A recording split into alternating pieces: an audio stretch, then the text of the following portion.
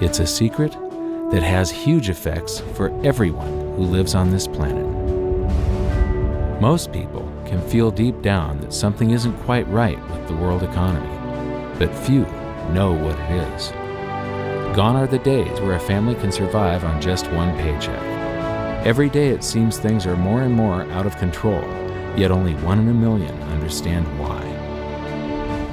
You are about to discover the system that is ultimately responsible for most of the inequality in our world today. The powers that be do not want you to know about this, as this system is what has kept them at the top of the financial food chain for the last 100 years. Learning this will change your life because it'll change the choices that you make. If enough people learn it, it'll change the world because it'll change the system. For this is the biggest hidden secret of money. Never in human history have so many been plundered by so few, and it's all accomplished through this, the biggest scam in the history of mankind.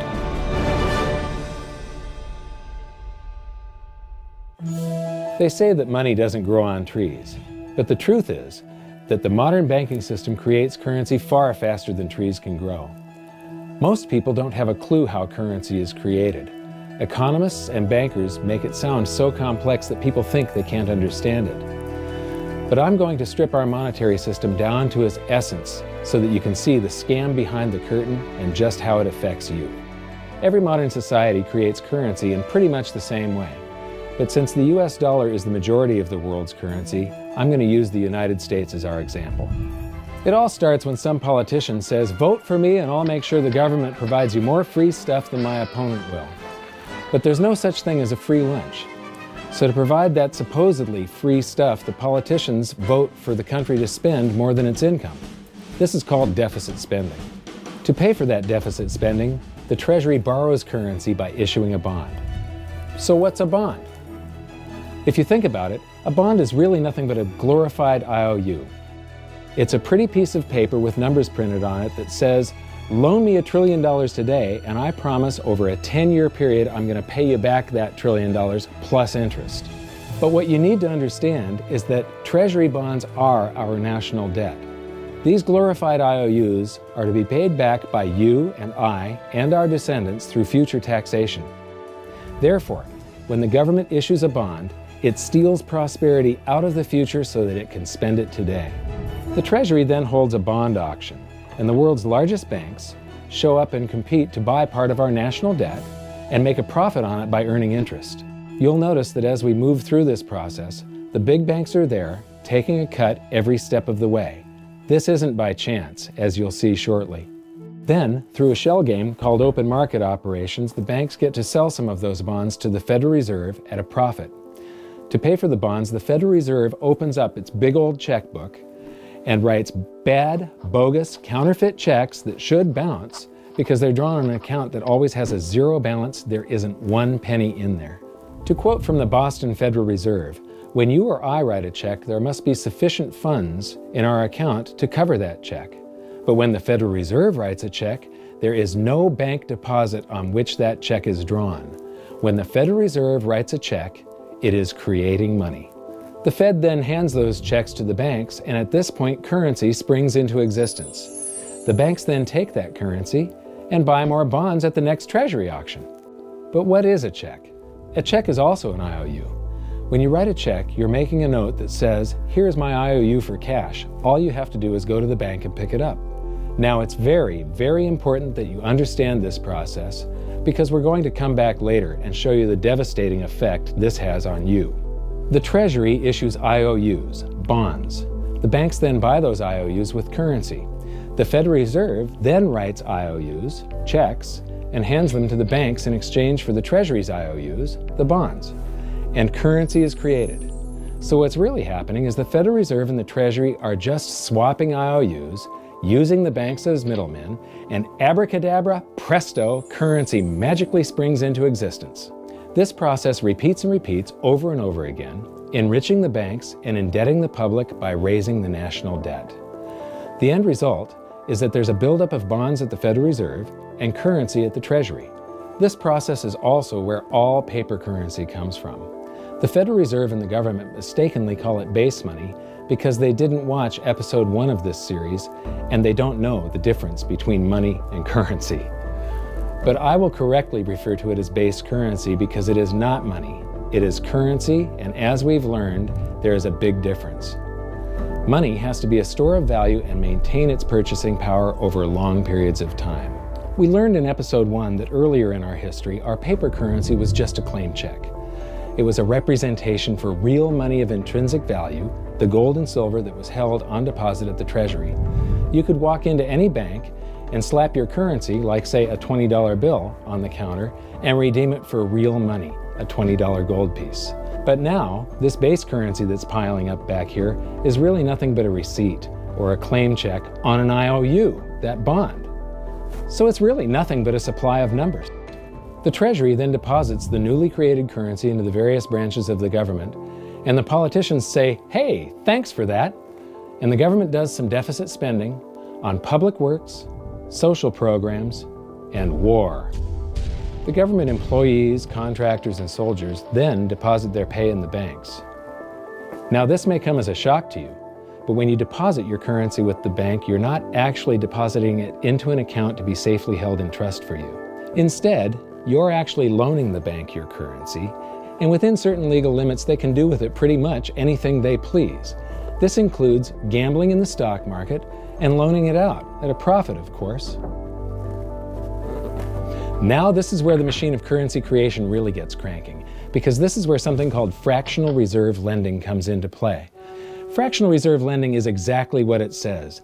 The banks are allowed to reserve only a fraction of your deposit and loan the rest out. Although reserve ratios may vary, I'm going to use a 10% reserve ratio as our example. If you deposit $100 in your account, the bank can legally take $90 of it and loan it out without telling you. The bank must hold $10 of your deposit in reserve just in case you want some of it. These reserves are called vault cash. But why does your bank account still say you have $100 if the bank has stolen $90 of it? Because the bank left IOUs it created, called bank credit, in its place. Now I know this sounds crazy, but here it is in black and white from the Fed. Commercial banks create checkbook money when they grant a loan simply by adding new deposit dollars in accounts on their books in exchange for a borrower's IOU. These are nothing but numbers that the banks type into their computers. And even though these bank credit IOU numbers are very different from base currency numbers, because they only exist in computers, they are still currency. So now there is $190 in existence. Now, the reason people take out loans from the banks is to buy something. They're going to buy a house or a car or something like that. So the borrower takes the $90 that the bank loaned to him from your account, and he pays the seller of the item. But then the seller deposits that currency into his account, and his bank loans out 90% of that and leaves bank credit numbers in its place. So now there's $271 in existence. This process repeats and repeats until under a 10% reserve ratio, an initial deposit of just $100 can create up to $1,000 of bank credit, all backed by $100 of vault cash, just 10%. But as I said, reserve ratios vary wildly. On some deposits, it's 10%, on others, it's 3%, and on some forms of deposits, reserve requirements are 0. The result is that the expansion of the currency supply by the banks is far greater than even this example would lead you to believe. So once again, when currency is deposited in the banks get to lend it out, and then it gets redeposited and relent, redeposited and relent, redeposited and relent over and over again, creating bank credit all the way. This is where the vast majority of our currency supply comes from. In fact, 92 to 96% of all currency in existence is created not by the government, but here in the banking system. Now, massive amounts of currency spewing into society may at first sound like a fun idea. That is, until you remember one of the most important hidden secrets of money from episode 1, that the prices of everyday goods and services act as a sponge on an expanding currency supply. The more currency we have, the more prices rise. This is where inflation comes from. The true definition of inflation is an expansion of the currency supply. Rising prices are merely the symptom. So our entire currency supply is nothing but a couple of bucks whipped up in this hocus-pocus scam where the Treasury and the Federal Reserve swap glorified IOUs, and a bunch of numbers that the banks just type into their computers. That's it. That's our entire currency supply. It's nothing but a supply of numbers. Some of them printed, most of them typed, and there is nothing else. But if you thought that was crazy, get ready to enter the twilight zone of modern economics. We work for some of that currency supply. True wealth is your time, but we trade away moments of our lives, hour by hour, day by day, and year by year, for numbers that somebody printed on pieces of paper or just typed into a computer. Now those numbers represent our blood, sweat, tears, labor, ideas, and talent. We are what gives the currency its value. But here comes the really cruel joke. We work hard so that we can save some of that currency, so that we can pay the tax collector. In the United States, it's known as the IRS. They then turn it over to the Treasury so that the Treasury can pay the principal plus interest on that bond that the Federal Reserve bought with a check drawn on an account that has nothing in it. Now let's do a recap on this section, because this is where the system begins to rob you and I on a massive scale. Much of our taxes are not used for schools, roads, and public services, but to pay interest on bonds that the Federal Reserve bought with a check drawn on an account that has nothing in it. The Federal Reserve is committing fraud. But here's one of the biggest secrets of them all. Before the establishment of the Federal Reserve, there was no need for personal income tax. The Federal Reserve was created in 1913, and that very same year, the Constitution was amended to allow income tax. Do you really think this was just a coincidence? Ask yourself how much income tax you've paid over your lifetime. Much of it has been silently siphoned away into the hands of those who own the system. Yes, this system has owners. Who they are is an even bigger secret that we'll get to shortly. But first, we need to understand the mumbo-jumbo of the so-called debt ceiling. It's all based on a huge paradox. There was interest due on that bond, and there was interest due on every one of those loans that the banks made. That means that there is interest due on every dollar in existence. Let me ask you something. If you borrow the very first dollar into existence, and that's the only dollar that exists on the planet, but you promise to pay it back plus another dollar's worth of interest, where do you get the second dollar to pay the interest? The answer is that you have to borrow that one into existence and promise to pay it back with interest as well. So now there are $2 in existence, but you owe $4, and so on and so on. The result is there's never enough currency to pay the debt. There is always more debt in the system than there is currency in existence to pay the debt. Therefore, the whole system is impossible. It is finite. It will come to an end one day. What would happen if the government stopped borrowing to do deficit spending? Are the payments on those treasury bonds going to stop? What would happen if the public stopped borrowing and going deeper into debt?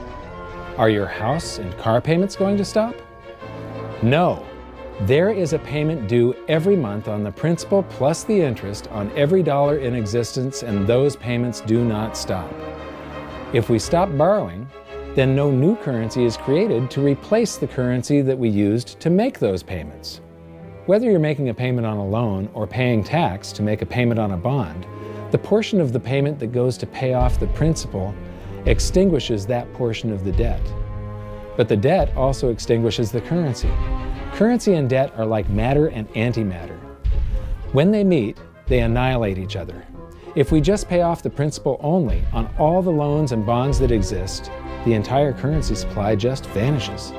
So if we don't go deeper into debt every year, look what happens. The whole thing goes into a deflationary collapse under the weight of those payments. Politicians and pundits alike talk about balancing the budget, paying down the debt, and living within our means. They don't understand that that is deflationary. It is impossible to do under our current monetary system without collapsing the whole economy. This is why any talk of a debt ceiling is not only ridiculous, it's delusional. The system is designed to require ever-increasing levels of debt just to continue. And that's why politicians will always kick the can down the road and raise this so-called debt ceiling over and over again until the whole system finally collapses under its own weight. In other words, they don't want it to collapse on their watch. The Founding Fathers of the United States knew the dangers of central banking and fought to free themselves from this very thing. The Revolutionary War started out as a tax revolt, but now we must pay tax just to have a monetary system. Having just suffered through the hyperinflation of the continental dollar, which was printed into oblivion to finance the Revolutionary War, they understood the dangers of fiat currency and debt-based monetary systems.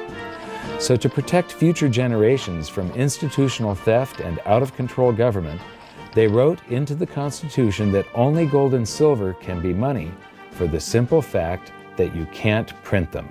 Our current system is not only unconstitutional, but it robs us of the liberty and prosperity our forefathers fought and died for. We are all feeling the effects of ignoring the Constitution right now. By forcing more currency into circulation, our purchasing power is diluted. Inflation is a slow and insidious stealth tax that is simply the result of this debt-based monetary system. This system empowers and benefits those who create the currency and receive it first, as they get to spend it into circulation before it has an effect on the economy. They're stealing purchasing power from you and transferring it to the banks and the government every hour of every day because of this false monetary system. And it's not like the people at the top don't know this. To quote the Federal Reserve, the decrease in purchasing power incurred by the holders of money due to inflation imparts gains to the issuers of money. This is a fraud. It is a pyramid scheme, it is a Ponzi scheme, it's a scam, and it's a lie. Our entire monetary system is nothing but a form of legalized theft. But here's the biggest con job of them all. The Federal Reserve is not federal, it has stockholders. There is no federal agency that has stockholders. What's a stockholder? A share of stock represents a percentage of ownership in a corporation. So the stockholders are the owners of that corporation. Therefore, the Federal Reserve is a private corporation with owners. And you can see it for yourself if you go to the Federal Reserve's website, and it will say, the stockholders receive an annual dividend of 6%. Now we know that the stock in the Federal Reserve was originally issued to the largest banks in the United States. But because of mergers and acquisitions through the years, you can't actually trace who owns the stock in the Federal Reserve. That's a very closely guarded secret. My guess would be that the owners are those primary dealers, the banks that get to make a profit by selling part of our national debt, those bonds, to the Federal Reserve, who buys them with a check from nothing. Then we pay tax to pay the principal and the interest on those bonds so that the Federal Reserve can pay the banks a 6% dividend. Don't be alarmed if you don't quite comprehend the deception of this system at first glance. Very few people do. It is purposely complex. The economist John Maynard Keynes once wrote, "By this means, government may secretly and unobserved confiscate the wealth of the people, and not one man in a million will detect the theft." I believe that presented correctly, anyone can understand this system, regardless of how complex it is. So let's do a recap and break it down even more. The way the system works is that, step 1, the government creates glorified IOUs. These bonds increase our national debt and put the public on the hook to pay it back. Step 2, IOUs are swapped to create currency. The Treasury sells the bonds to the banks. The banks then turn around and sell our national debt at a profit to the Federal Reserve, which they probably own. The Federal Reserve then opens its checkbook that doesn't have a penny in it and buys those IOUs with IOUs that it writes, checks, on a checking account that has a zero balance. Then they give those checks to the banks and currency just springs into existence, and then the whole process repeats. This results in a buildup of bonds at the Federal Reserve and currency at the Treasury, which is really just a supply of numbers. The Treasury then deposits the numbers in the various branches of the government, and we get to step 3. The government spends the numbers on promises, public works, social programs, and war. Then the government employees, contractors, and soldiers deposit their pay into the banks, and we get to step 4, where the banks multiply the numbers by magically inventing more IOUs through fractional reserve lending, where they steal a portion of everyone's deposit and lend it out. That currency gets redeposited, and then a portion is stolen again, and the process repeats over and over, magnifying the currency supply exponentially. Then we work for some of those numbers, which brings us to step 5, where our numbers are taxed. We pay tax to the IRS, who then turns our numbers over to the Treasury, so the Treasury can pay the principal plus the interest on bonds that were purchased by the Federal Reserve with a check from nothing. Then we get to step 6, the debt ceiling delusion. The system is designed to require ever-increasing levels of debt and will eventually collapse under its own weight because politicians always kick the can down the road. They don't want it to collapse on their watch. And finally, step 7, the secret owners take their cut. The world's largest banks own the Federal Reserve. Those banks make a profit selling our national debt to the Fed. They make a profit when the Fed pays them interest on the reserves held at the Fed, and the Fed pays them a 6% dividend on their ownership of the Fed. This system is fundamentally evil. It funnels wealth from the working population to the government and the banking sector. It is the cause of the artificial booms and busts of modern economies, and it causes great disparity of wealth between the rich and the working class. And it is only possible because we no longer use real money, we use currency. But worst of all, it is a form of enslavement. Bond is the root word of bondage. Whenever a government issues a bond, it is a promise to make us pay tax in the future. Nobody asked you if you wanted to pay tax today for the prosperity we all enjoyed in the last century. Nobody is asking our children if they want to work hard in the future to pay for the prosperity we're enjoying now. George Washington once wrote to James Madison, "No generation has the right to contract debts greater than can be paid off during the course of its own existence." By stealing prosperity from tomorrow so we can spend it today, we enslave ourselves and future generations. Now this all sounds pretty bad, but there is great hope, for you are the greatest threat to this false monetary system. This system relies on the public being ignorant of its workings.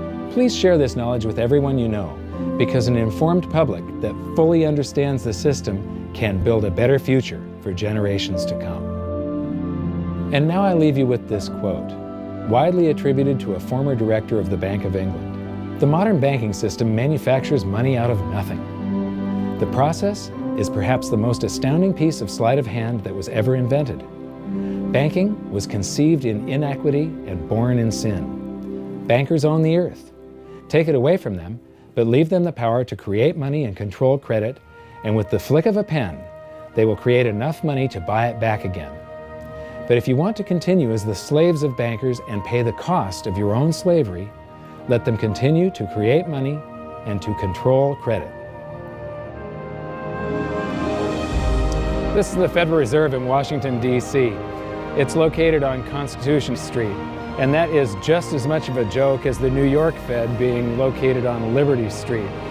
Both of them are unconstitutional, both of them limit our liberty, and they transfer wealth away from us every second of every day to the Federal Reserve, to the government, and to the banking sector. You are now among the 1 in a million who can detect the theft of your prosperity. So the big question is, what can you do about it? 1. Watch this video until you can describe and teach it to others. Those who understand this system can make preparations for its unavoidable collapse and protect themselves. History shows that those who don't will probably be wiped out. 2. Share this video with everyone, especially those you care about. All it takes is a mouse click or two to get this message in front of millions. Post this video on Facebook, tweet it, email it to loved ones. Please share it wherever you can.